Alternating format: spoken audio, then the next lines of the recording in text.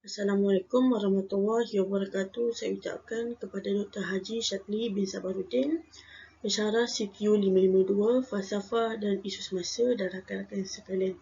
Saya daripada kumpulan tajuk 3 akan menerangkan tajuk mengenai seni dan kaedah berfikir. Terlebih dahulu, saya akan memperkenalkan ahli-ahli daripada kumpulan tajuk 3, iaitu saya, Nurfati Izzati binti Ghazali, Muhammad Khairul Hakimin bin Awaluddin, Ku Nur Azimah bin Razak, Nur Afifah bin Sharizam, dan Alif Najmi bin Suhaimi. Saya akan mulakan pembentangan dengan pengenalan seni dan kaedah berfikir. Apakah itu konsep pemikiran? Konsep pemikiran adalah proses membina ilmu dan kefahaman yang melibatkan aktiviti mental dalam otak manusia. Semasa berfikir, otak manusia akan bertindak dengan usaha memahami rancangan luar yang diterima melalui diri, berbentuk konsep, membuat tafsiran dan tindak balas berdasarkan pengalaman yang sedia ada dalam ingatan. Teori dan definisi pemikiran telah dikemukakan oleh ahli-ahli psikologi, terutamanya sejak kurun ke-20 adalah dihuraikan secara ringkas seperti yang berikut. Menurut Dewey pada tahun 1910, pemikiran adalah aktiviti mental dalam sesuatu proses untuk menyelesaikan masalah yang dihadapi. Menurut teori Roger Sperry pada tahun 1970, pemikiran adalah fungsi otak kiri manusia yang berfikir secara kritis dan otak kanannya berfikir secara kreatif. Manakala, menurut Bruford pada tahun 1967, pemikiran adalah sesuatu jenis kebolehan atau keupayaan. Ia mempunyai pelbagai kemahiran berfikir. Dan menurut William W. William pada tahun 1994, pemikiran adalah sebagai proses dalaman yang pantas sama ada secara sedar atau tidak sedar terhadap rangsangan luar yang diterima melalui diri. Di dalam proses dalaman ini, data baru akan disimpan melalui cara pemadanan, perbandingan dan klasifikasi maklumat atau pengetahuan yang sedia ada dalam ingatan. Apakah itu induksi? Induksi adalah satu proses menyatakan kesimpulan daripada yang khusus kepada yang umum. Dalam kaedah ini, salah satu daripada pernyataan tersebut iaitu sama ada premis atau kesimpulan adalah benar atau palsu. Seperti yang saya katakan, induksi adalah daripada yang khusus kepada umum. Apakah itu khusus? Khusus adalah secara khas, istimewa untuk seseorang atau sesuatu dan tidak umum. Manakala bagi umum pula adalah secara keseluruhan, bersifat menyeluruh dan mengenai keseluruhan sesuatu. Contoh induksi adalah seperti berikut. Pada khusus, premis 1, hobi Fatin adalah memasak. Premis 2, hobi Dini adalah mengemas. Pada umum pula, kesimpulan, semua orang mempunyai hobi tersendiri. Jika kita lihat pada yang khusus, ia adalah khusus terhadap seseorang dan khusus kepada hobi seseorang. Dan jika kita lihat pada yang umum pula, ia adalah melibatkan secara keseluruhan, iaitu melibatkan semua orang. Seterusnya adalah deduksi. Deduksi adalah satu proses menyatakan kesimpulan daripada yang umum kepada yang khusus.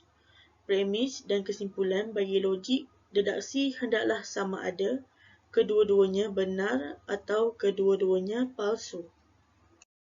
Seperti yang saya katakan, deduksi adalah daripada yang umum kepada yang khusus.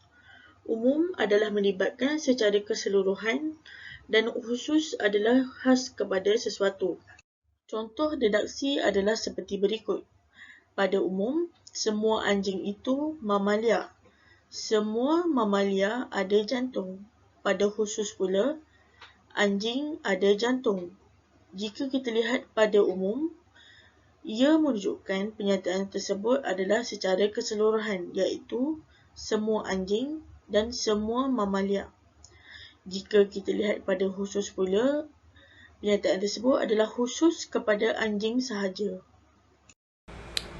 Baiklah, sekarang saya akan menerangkan pula tentang intuitif. Intuitif. Pemikiran intuitif ialah cara membuat sesuatu keputusan tanpa menggunakan fakta atau maklumat yang lengkap. Cara ini digunakan dalam 4 keadaan, iaitu yang pertama, seseorang itu perlu membuat keputusan meskipun dia tidak mempunyai maklumat sama sekali bagi dijadikan asas keputusan yang diambil. Yang kedua, seseorang itu mempunyai banyak maklumat tetapi maklumat itu tidak relevan dengan keputusan yang dibuat. Yang ketiga, seseorang itu boleh mengambil lebih daripada satu keputusan dan tiap-tiap keputusan itu sama-sama baik atau sama-sama buruk.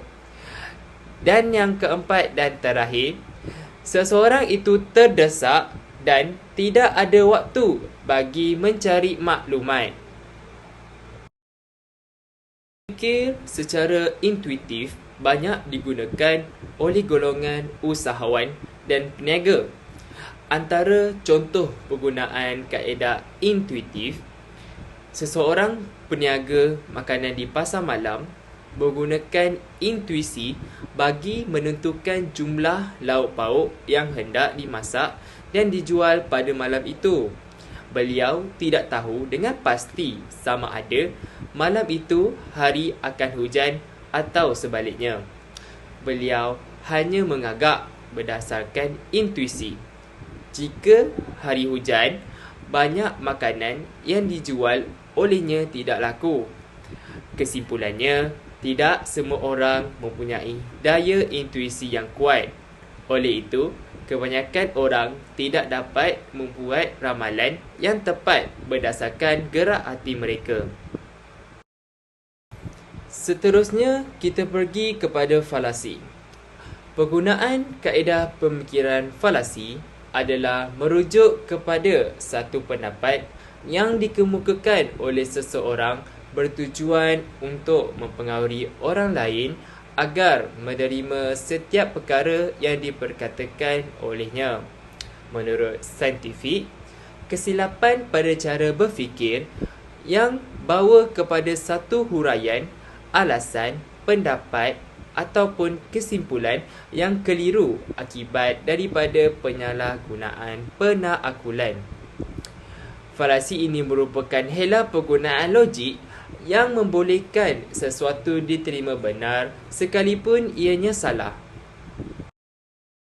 Terdapat dua jenis falasi, iaitu falasi formal dan falasi tidak formal. Falasi formal. Kaedah dan struktur hujah tidak betul dalam kurungan lemah dan premis tidak sokong kesimpulan yang dibuat. Falasi formal berlaku apabila kita tidak menggunakan peraturan-peraturan yang betul di dalam logik deduktif dan induktif. Falasi formal boleh didapati dalam kaedah deduktif yang mana struktur hujahnya premis betul tetapi kesimpulannya salah sama sekali. Manakala falasi tidak formal menampakkan kelemahan dalam hujah, akan tetapi tidak mempunyai hubungan kait secara langsung dengan kaedah hujah tersebut. Bersamaan dengan falasi formal tadi, ianya berlaku apabila premis betul, kesimpulannya salah. Contoh falasi tidak formal: falasi sebab salah, falasi divisi, falasi komposisi, falasi dilema palsu, equivokasi dan penggunaan jargon. Justru itu, terdapat beberapa faktor yang menjadi pendorong berlakunya falasi tidak formal. Yang pertama, tidak cukup data serta fakta. Yang kedua, andaian dan kepercayaan yang menyeleweng. Ketiga, bias dan prejudis. Keempat, emosi dan paksaan. Kelima dan yang terakhir, kesimpulan yang menyeleweng. Seterusnya ialah kaedah-kaedah pemikiran lain. Terdapat 5 kaedah pemikiran lain iaitu simbolik, ilham, linguistik, abdaksi dan dialog. Saya, Kuno Azimah, akan menerangkan 3 kaedah pertama daripada 5 kaedah yang telah saya nyatakan sebentar tadi, iaitu simbolik, ilham dan linguistik. Mari kita mulakan dengan kaedah pemikiran lain yang pertama, iaitu simbolik. Simbolik, keupayaan berfikir manusia dibentuk oleh interaksi sosial. Berdasarkan Kamus Dewan edisi keempat, perkataan interaksi membawa maksud, tindakan atau perhubungan aktif antara satu sama lain, tindak balas antara dua atau beberapa pihak. Manakala perkataan sosial pula membawa maksud segala yang berkaitan dengan masyarakat, perihal masyarakat dan kemasyarakatan. Melalui interaksi sosial, manusia dapat mempelajari makna-makna dan simbol-simbol yang membolehkan mereka mengamalkan keupayaan berfikir seperti didaktif, induktif, intuitif dan falasi yang ada pada diri mereka mengikut kesesuaian dan keperluan.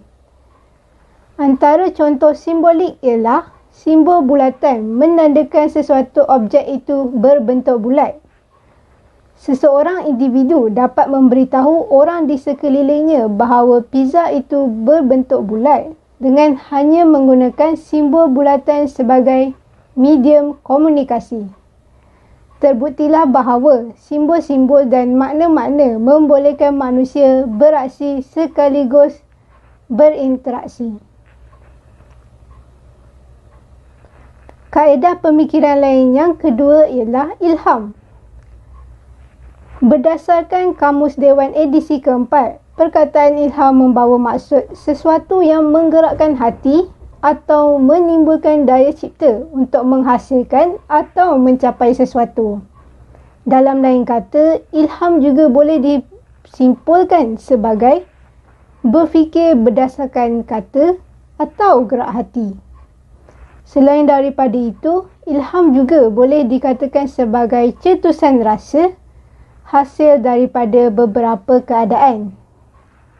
Ilham ini merupakan sesuatu yang boleh diperolehi oleh sesiapa sahaja, tidak mengira tempat dan masa. Antara contohnya ialah apabila seseorang boleh memiliki ilham untuk menghasilkan karya sendiri setelah melihat karya yang dihasilkan oleh pengkarya lain. Contoh lain pula ialah pereka fashion yang mampu menghasilkan rekaan sendiri menurut ilham mereka tanpa perlu melihat atau bergantung kepada karya yang dihasilkan oleh pereka-pereka fashion yang lain untuk mendapat ilham. Pembentangan diteruskan lagi dengan kaedah pemikiran yang ketiga, iaitu linguistik. Menurut Kamus Dewan edisi keempat, perkataan linguistik bermaksud kajian saintifik tentang bahasa. Kaedah pemikiran ini kerap kali digunakan dalam kehidupan seharian bagi memudahkan urusan komunikasi dan interaksi antara satu sama lain. Hal ini dapat dilihat apabila fikiran dan tindakan seseorang itu bergantung kepada struktur dan kosakata dalam bahasanya. Sebagai contohnya, jika struktur ayat yang dituturkan oleh seseorang itu adalah betul dan lengkap, ia menunjukkan seseorang itu berfikir menggunakan kosakata yang betul bagi membentuk ayat yang tepat dan mudah difahami apabila dituturkan kepada orang lain. Struktur ayat dan bahasa yang digunakan apabila berfikir adalah berbeza mengikut cara pemikiran individu masing-masing. Sesetengah individu mungkin lebih gemar berfikir menggunakan bahasa-bahasa lain serta menggunakan struktur ayat yang ringkas, tetapi masih menggunakan bahasa kebangsaan mereka dengan struktur ayat yang lengkap bagi pertuturan seharian mereka. Sekian daripada saya. Kemudian saya akan menerangkan kaedah penghujahan yang seterusnya, iaitu kaedah abduksi. Kaedah abduksi merupakan kaedah yang mengambil pengajaran atau iktibar daripada beberapa penjelasan yang lain. Kaedah abduksi merupakan satu kaedah penakulan dengan memilih hipotesis yang dianggap benar dan boleh menjelaskan sesuatu perkara secara tepat dengan bukti yang sahih dan relevan. Penggunaan istilah abduksi adalah kerana ia melibatkan proses pengambilan satu daripada pelbagai jenis hipotesis atau penyebab yang difikirkan paling tepat. Dalam erti kata mudah, abduksi ialah satu proses membuat kesimpulan daripada kes tertentu. Seterusnya, abduksi adalah proses yang tidak dapat ditentukan oleh satu jenis penakulan formal, atau sebab hipotesis penculikan dibentuk oleh imajinasi, bukan oleh penakulan kritikal. Terdapat beberapa syarat dalam memilih hipotesis. Yang pertama, abduksi ialah proses yang sah untuk merumuskan hipotesis. Walau bagaimanapun, masalah abduksi dan masalah logik penemuan tidak terhenti di sini. Jadi, terdapat beberapa syarat yang paling penting sekali ialah hipotesis yang dipilih adalah hipotesis yang boleh disahkan melalui eksperimen. Namun, sebelum ia boleh disahkan melalui eksperimen, pemilihan hipotesis perlu mendapat pertimbangan ekonomi. Contoh abduksi yang saya dapat berikan ialah semua buku di perpustakaan ini adalah milik sekolah. Buku ini adalah milik sekolah. Buku ini dari perpustakaan. Kemudian, teori dialog atau dialektika. Dialog membawa maksud perbincangan atau perundingan antara dua pihak yang bertelingkah kepentingannya. Selain itu, dialog juga membawa maksud bertukar-tukar pendapat atau pandangan mengenai sesuatu isu secara terbuka. Dialog bukannya semata-mata satu siri perbicaraan, malahan ia adalah satu cara berfikir yang baru, di mana ia merupakan satu cara untuk melihat alam dan kehidupan serta maknanya. Kaedah dialog atau dialektika ini merupakan seni memujuk atau memikat, berdebat dan menakul idea berbeza. Dialog adalah satu komunikasi antara dua pihak atau lebih, sama ada secara formal atau tidak formal. Contoh dialog secara formal adalah situasi di mana Encik Ahmad bertanya khabar kepada Puan Suraya. Encik Ahmad bertanya, "Assalamualaikum Puan Suraya, bagaimanakah kabar anda?" Lalu Puan Suraya menjawab, "Waalaikumsalam Encik Ahmad, Alhamdulillah saya sihat walafiat." Manakala dialog secara tidak formal pula ialah situasi di mana Ali bertemu dengan Abu. Ali menyapa Abu, "Hai Abu." Lalu Abu menjawab, "Hai Ali, apa dia?" Seterusnya, kesimpulan yang saya dapat buat ialah dialog dapat difahami sebagai perundingan, interaksi positif antara dua pihak, komunikasi dua hala atau lebih yang bertujuan untuk memupuk persefahaman dan pengertian, berkongsi perspektif dalam menyelesaikan masalah dalam pelbagai aspek. Seterusnya, proses inquiry, psikologi. Psikologi mengenal pasti andaian yang ada dan memandang sesuatu teori yang hebat secara meluas. Psikologi memerlukan andaian sesuatu konsep secara alternatif dan idea yang dijana yang telah dianalisis. Dalam erti kata mudah, psikologi adalah kajian saintifik mengenai tingkah laku dan proses kognitif. Maksud proses kognitif adalah proses pemikiran atau minda, termasuklah aktiviti menerima, memproses dan mengeluarkan maklumat. Ahli psikologi berminat untuk mendapatkan maklumat secara saintifik mengenai apa sahaja yang manusia dan organisma hidupan rasa, fikir dan lakukan. Yang pertama sekali, psikologi sebagai satu kajian saintifik bermakna kajian dilakukan menggunakan kaedah pendidikan yang saintifik seperti kaji selidik, peninjauan, pemerhatian, kajian kes dan lain-lain. Kesemua metodologi mempunyai ciri dan menggunakan prosedur yang spesifik. Seterusnya, yang kedua, psikologi mengkaji tingkah laku manusia dan organisma hidupan yang boleh dilihat dalam bentuk lampau seperti berjalan, membaca, belajar, perlakuan dan sebagainya. Dan yang ketiga, psikologi menjalankan kajian ke atas proses mental manusia yang tidak dapat dilihat dengan mata kasar. Tingkah laku terselindung seperti perasaan, mimpi, khayalan dan sebagainya. Kesimpulannya, secara keseluruhan, psikologi mengkaji semua jenis tingkah laku manusia sama ada secara terus atau menggunakan perantaraan.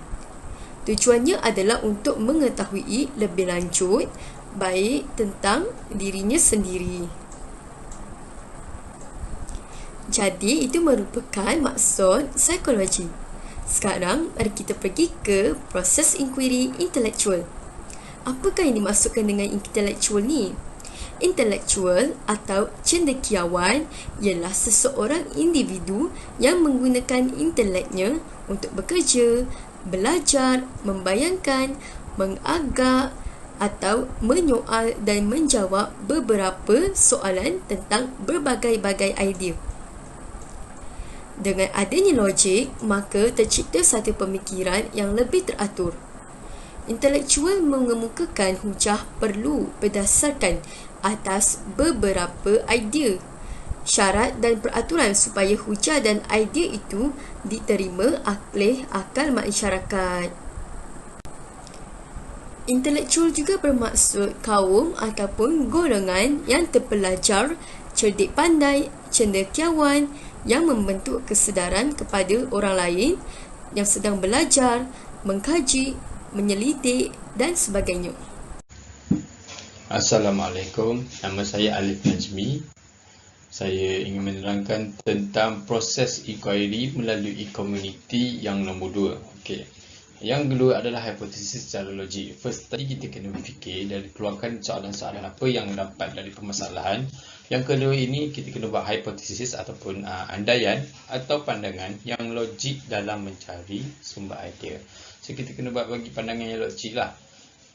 Yang kedua, pemikiran yang logik dapat melahirkan idea yang sistematik turut dapat diterima akal masyarakat.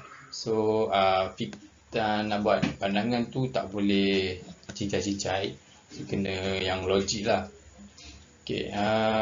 Yang ketiga, mengemukakan hujah perlu berdasarkan atas beberapa syarat dan peraturan supaya dapat tercipta suatu pemikiran yang lebih teratur. So, bila kita ada plan maksudnya yang strategik, so kita punya nak fikir tu tak adalah berterabur. So, kita cara sistematik lah. Macam tu. Proses yang ketiga adalah sosial. Sosial adalah penjelasan kepada tingkah laku sosial manusia yang boleh dilihat seperti berjalan, makan, belajar, perlakuan dan lain-lain. Falsafah penting untuk manusia memahami makna diri individu, tujuan kehidupan, tanggungjawab diri kepada orang lain, kesan tindakan harian. So, falsafah ni dia macam bantu manusia. So, kita ni tak ada hala tuju lah macam tu. Okay, yang ketiga adalah membantu manusia dalam menjalinkan hubungan sosial masyarakat dan dapat bergantung di antara satu sama lain. So dengan proses inquiry yang sosial ni, dia dapat membantu kita macam bergantung dengan orang lain. So kita tak adalah keseorangan lah macam tu. So dia macam pentingnya hidup dalam komuniti ni. Okay, next. Yang seterusnya adalah proses inquiry moral. Moral adalah responsif terhadap nilai moral universal, iaitu kesanggupan bertolak ansur, sabar dan mengawal diri untuk pertahankan prinsip-prinsip keadilan. So dia macam bantu manusia ni untuk bertolak ansur. Bertolak ansur macam dalam suatu, contohlah ada persalahfahaman dalam nak buat satu. So dia macam bantu manusia ni untuk bertolak ansur lah. So tak adalah macam ini nak menang, itu nak menang, tak adalah. Okey, yang seterusnya adalah falsafah penting untuk meningkatkan kepekaan dan merangsang kesediaan manusia untuk mempertahankan prinsip-prinsip keadilan. Okey. So dengan moral ini dapat menilai diri sebelum membuat sesuatu tindakan atau kata putus. So macam saya cakap tadi lah, dia dengan ada moral ni, so nak buat sesuatu tu dia macam dengan logik lah, dengan nak buat sesuatu tu dengan panggil apa, nak buat sesuatu tu dengan nampak profesional lah macam tu. Okey, yang terakhir adalah kehidupan seharian. Kehidupan seharian. Okey, yang terakhir adalah proses inquiry kehidupan seharian. Okey, kehidupan seharian ni macam adalah penyelesaian masalah ataupun menyiasat kebenaran, realiti, tujuan atau kehendak sesuatu dengan proses kognitif yang berperingkat tinggi. Okey, dengan proses ni dia dapat membantu dalam memberi keputusan bila menghadapi situasi yang memerlukan jawapan yang pasti. So dia dapat membantu kita dalam bagi decision yang betul lah. Macam tu lah. Okay. Itu saja daripada kami, daripada grup bab 3 iaitu seni dan kaedah berfikir. Terima kasih.